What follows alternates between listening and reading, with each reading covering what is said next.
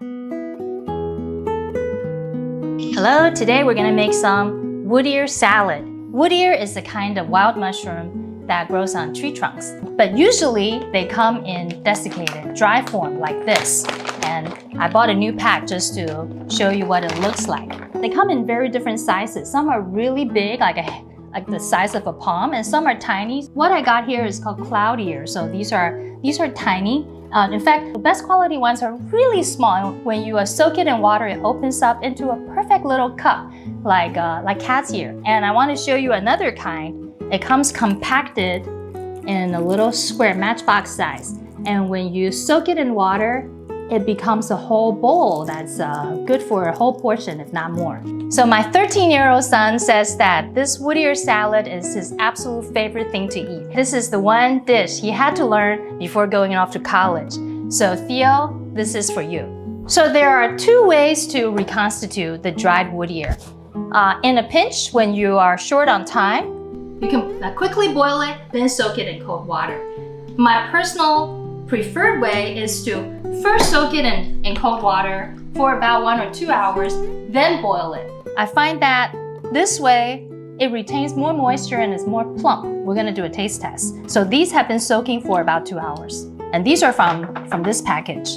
And let's boil this and take a look. I've never directly boiled it like this. I always soak it. Okay, so we've been boiling for 2 minutes. Look, it's plumped up so much. Let's drain it out.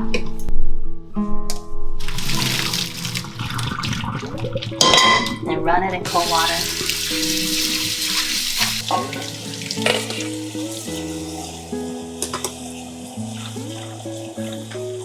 And then you keep it in cold water until you're ready to use it. So look, from that tiny package, now we got this much. These that we previously soaked in cold water will also have to be boiled before we use them.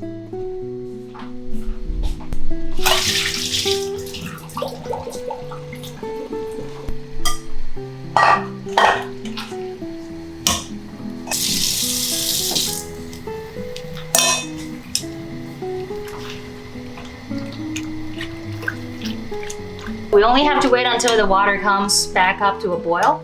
These are so crunchy, no matter how long you boil it, they're never gonna get mushy.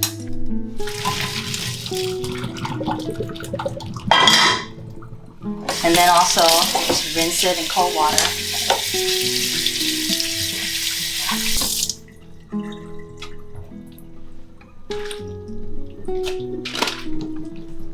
They started out small, like this, and after it's been plump, it's this size. And I've actually never done a taste test side by side of the cold water method and flash boil method. But you can see, even visually, you can see that these are so much smoother and more plump. Let's do a taste test. Crunchy, smooth.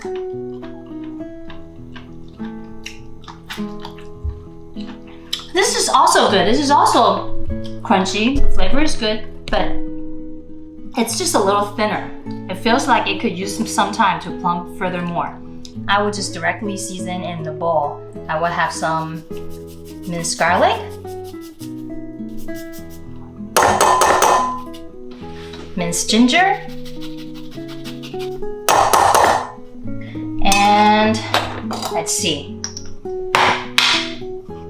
generous sprinkle of salt, a little bit of sugar,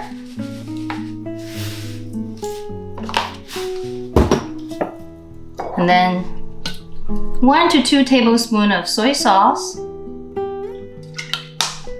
equal amount of vinegar. You can use just black vinegar or a mix of black and white vinegar. Black vinegar is more aromatic, whereas white vinegar has more acidity. Let's see. Why not? We'll just add a little bit of rice vinegar. And I will use a little bit of, about a tablespoon of sesame oil. And because I like the flavor of Sichuan pepper, I will use a little bit of, this is green Sichuan pepper, 藤椒 oil. And I think more tastes good when it's spicy. So I'm gonna actually use a spicy Thai bird chili. Just cut into small rounds. And some purple onion for extra crunch and a contrast of color. Just a little bit. And well, let's mix it up and see. Vinegar.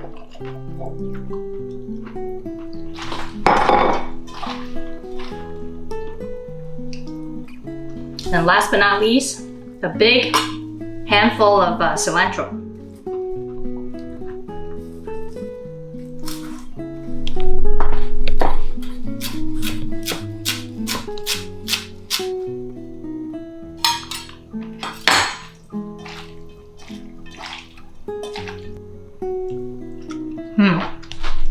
If you like, you can also add some of your homemade chili oil with a little bit of the solid crunch.